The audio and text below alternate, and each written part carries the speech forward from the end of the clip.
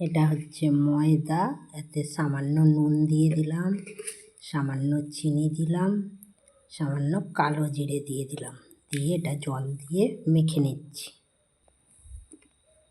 সামান্য তেল দিয়ে এটাকে মেখে নিচ্ছি। প্রথমে বলের মতো গোল করে মেখে নিয়েছি, এবারে রুটির মতো বেলে নেব। এইভাবে রুটিটা বেলে নিয়েছি, এই রকম সরু সরু করে পিস করে কেটে নিচ্ছি। ছোট ছোট করে পিস করে কেটে নিয়েছি, এবারে ভেজে নিচ্ছি। কড়া বসিয়ে দিয়েছি, কড়ার মধ্যে তেল একটু বেশি করেই দিয়ে দিচ্ছি। তেলটা গরম হয়ে যাক। তেলটা গরম করে নিয়েছি, এবার কিছুটা ওইগুলো ছেড়ে দিচ্ছি তেলের মধ্যে।